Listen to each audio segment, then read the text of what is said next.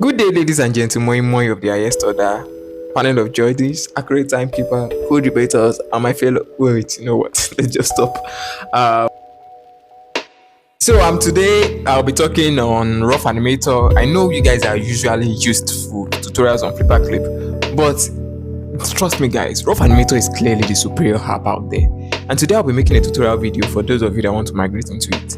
However, let this be a reminder that for a beginner, Flipper Clip is still the best animation app to start with, while Rough Animator is when you want to take it to the next level. And if you want to be like me, you use both. Now that said, the first thing you notice when you open your Rough Animator app is this particular page. If you have animation files, you see them listed on the left side of your app, and on the top part, you see this folder icon. This is for creating folders. You really don't need that for now, except you want to start grouping multiple animation projects. And on the downside, you have the new project template, whatever you want to click on. If you click on that particular aspect, you will be greeted with this interface, and here you can input the name of your animation, adjust the canvas size, adjust the frame rate, and you know all that stuff now that most people don't really care about, but you do because you're an animator and you have to focus on every detail. And so for today's tutorial video, I'll be naming my project Rough Animator Tutorial. Very creative stuff. Nobody can come up with something as brilliant as I have. And now for the frame rate, I'll be upgrading to the level of the big boys. Gone are the days of using 12 frames per second like I always do on Flipper Clip. And now let's use 24 frames per second and make our effort double. For the canvas size, let's leave it at 1920 by 1080p, because most of your device, I take it, cannot handle the greatness of 4K resolution. Even though Rough Animator has the 4K resolution features, from personal experience, it's a little bit laggy and buggy, and you might not enjoy the experience of working with animations when it is laggy and buggy. Although my device can work just fine with that, because most of my animations recently are on 4K resolution, but I doubt most of you have the incredible amount of patience that I do when your device lags. So leave it at 1080p. And now for the margin, which is the area you like to draw outside your camera size, let's just add 200 pixels and let's deal with that and see how well it goes. So after clicking OK, you are presented with this beautiful interface where you have your canvas to your right, you have your layers and timeline on top, and you have your options and all those other menus and other things that most people don't care about to your left. And while I would like to explain every single thing to you in this video, especially those of you who want to know everything about Rough Animator, it's always important that we always take baby steps. I don't think anyone has the patience to sit through a 1 hour tutorial video. I certainly don't. And so for this tutorial video, we'll be focusing on an animator's best friend, which is your brush. Sorry, your brush, your paintbrush, not your toothbrush. But before we go into that, the first thing you want to do is to name your layer. And as usual, I always start by naming my first layer the sketch layer. If you then come to the middle left part, the left middle parts, the middle, this area of your interface, you see that there is a box that has 4 different icons: your brush, your eraser, your bucket tool, and your lasso tool. But now we'll be focusing on the brush. Now that you've clicked on the brush, everything to the left side shows everything you need to know about your bestie. The first slider shows your brush size. You can make it small by sliding to the left, or make it super big by sliding to the right. If you're using an Android device or a tablet that has a stylus with pressure sensitivity, you can come over to the slider over here and enable the pressure sensitivity option. Now leave the randomized rotation for now. I know you are obsessing over it, but I'm not going to cover that until later. Now that our pressure sensitivity is on, watch what our brush does. It's like drawing on an actual paintbrush. You know what? It's even better because you don't get those messy paint over your hand. Oh boy, no shade to actual painters. Anybody that is doing digital painting should try to draw on real canvases and try painting once in a while. It might actually improve your skills.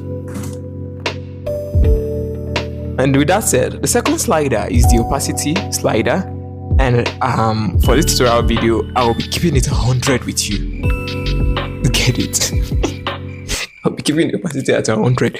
Well, I'll see myself. Brother, this guy stinks! Anyway, the third slider is the flow. And as the name implies, this affects the flow of your brush. I personally don't have much need for this feature, especially when I'm doing my outlines. But if you toggle with the slider and you're still not getting your desired results, you can always click on the settings icon and go and check out for the additional settings of your minimum brush flow pressure. So adjusting the slider over here, you can use it to toggle with your brush flow and achieve the desired effect. The flow simply affects the opacity of your pen strokes depending on the amount of pressure you apply with your pen to your screen. Applying more pressure would make your strokes much more vivid, and applying less pressure will make it much more transparent. You get? That's just the gist of it. And honestly, I know that most of you would not use this feature. I'm very sure of it, but you just want to know. And this is a tutorial video, so I just have to cover it as well. But if you're like me, you just leave your flow at 100% and probably just toggle with the opacity, like normal people do. Now, before I go to the next slider, I'm sure you have noticed this dark circle over there at this top corner, and this circle basically shows your brush shape. Clicking on it will give you this library of different brush shapes that you can see over here. And these are the ones that I've created. Some came with it, but anyone that you see the delete icon in front of it are the ones that I personally created. Now I'll be using this cross-shaped brush to explain what spacing does. So to put it simply, spacing creates a gap between your brush strokes. If you don't put any space between them, there won't be any gaps between your brush strokes. But if you increase the spacing to its maximum, you will see the spaces between your brush strokes.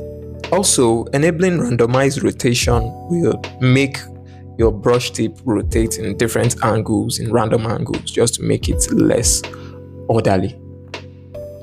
And for the final slider that we have in our toolbox option or tool options, we have the smoothing slider. Is it smoothing? Well, smoothing. I'll call it smoothing. I don't know. I might be pronouncing it wrong, but I don't care at this point. So what this does is that it makes your pen strokes smoother. If you don't have it on, your pen strokes are very wobbly. Well, once you crank it up to a desired portion, you can control your strokes more. So those of you that have used your hand to go and do bad things and then your hand is no longer smooth, you can use this to cover up that your atrocity and that your crime. And once you have it on, your hands are as good as mine, like the hands of a pro. I personally like to put my smoothing between 8% to 19%, but if you're not pure like me, you can also crank it up to like 50%. And now for the eraser box, it also has similar parameters to that of the brush once you click it. So everything there that applies to the brush also applies to the eraser, and that's very much self-explanatory. I know most of my viewers are geniuses, and figuring that out is not, you don't need to be spoon-fed through using the eraser or whatever. The third tool in the box is the bucket tool, and we use that to fill colors. Very simple, very straightforward. And in order to select your colors, there is this box within that box that I showed you earlier, where you can click on to open your colors menu and select the color that you desire. And finally, we have the lasso tool. Once you make a selection using your lasso tool, some options become available to you on top. With these options, you can delete a selection. You can rotate your selection by pulling the curved arrows at the end of your selection. You can increase the scale of your selection by clicking the boxes at the angles of your selection, and you can move your selection in any direction you want. You can move your selection up and down with the Y translate. You can rotate it with the rotation slider. You can scale up your selection with the scale slider. And as the name implies to the two options below, you can flip horizontally or flip vertically. And then there's this option that I'm just seeing for the first time. I've been using this app for a long time and I've never once considered this option, which is the feather option. So after experimenting with it, I realized that this feather option actually helps to smoothing the line in which your selection has been cut. Whether you want it to look much more blended, you can increase the feather option, or whether you want it to look sharper after you've made your selection, you can reduce the feather option. And I'm very happy for making this tutorial video, otherwise I wouldn't have found out about this feature. So thank you mmd.dby86. Your name is something else, but thank you for telling me to do this tutorial video, otherwise I wouldn't have found out about this feature. And I can already imagine use cases for this particular feature.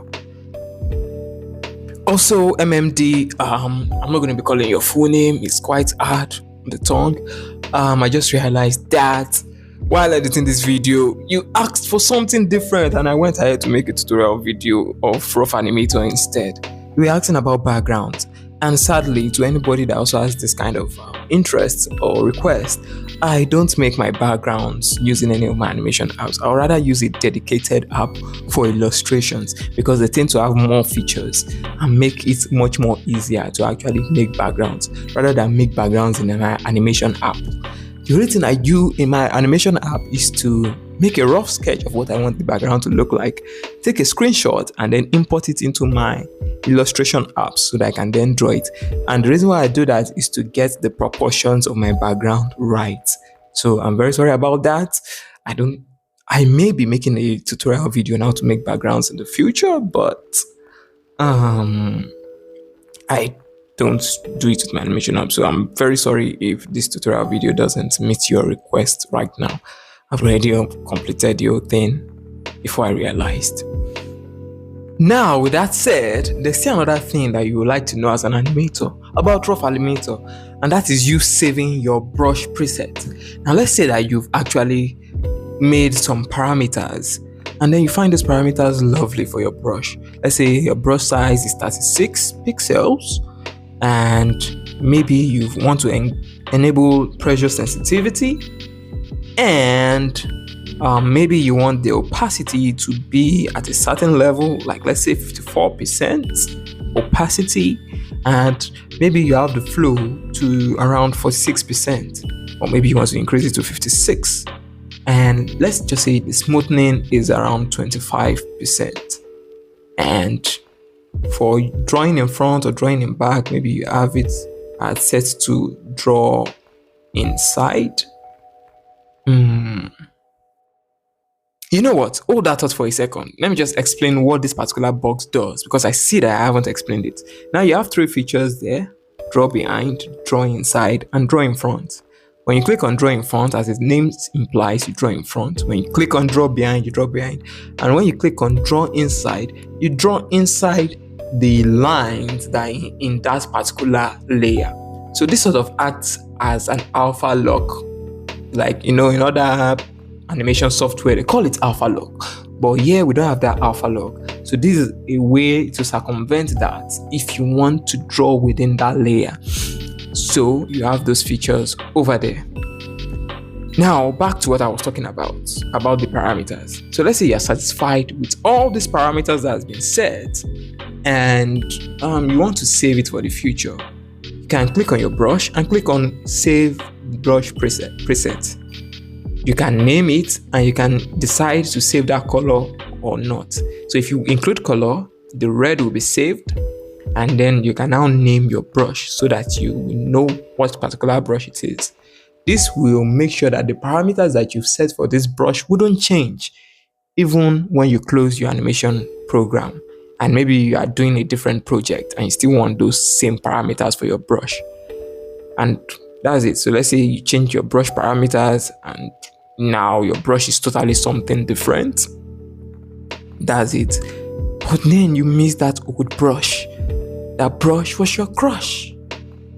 So you just click on your brush. Now look at that save parameter. Once I click on it, my brush is back, baby. And now it's drawing back into the pixels.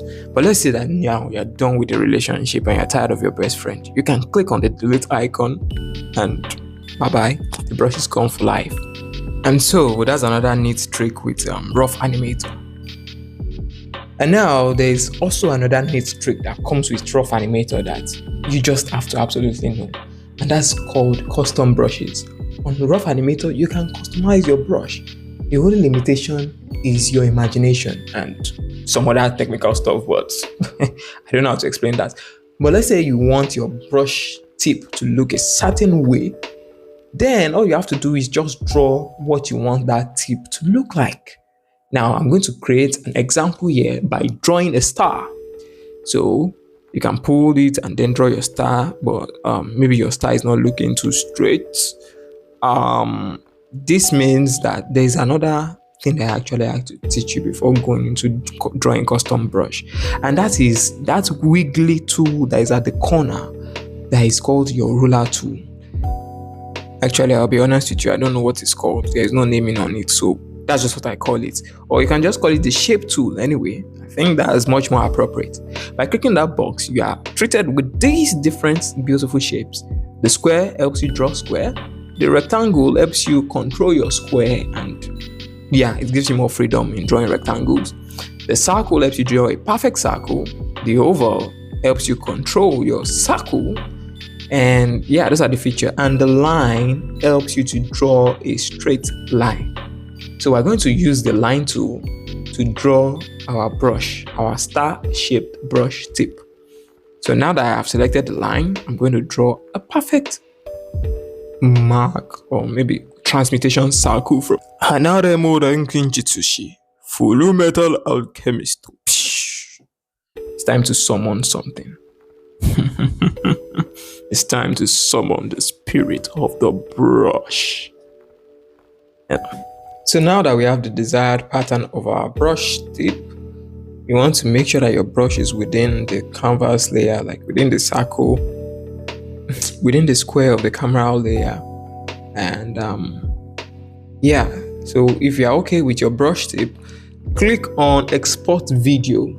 Now, because of the format is we want it as an image, PNG image sequence, not a video. So you save it as image sequence.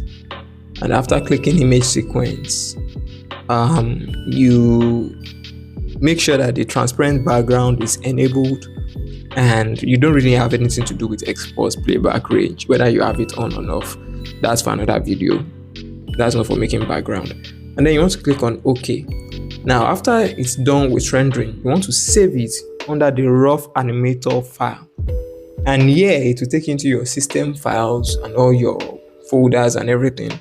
And what you just have to do here is to know which particular folder you are saving it into, so that when you want to access it, it's not going to be a problem.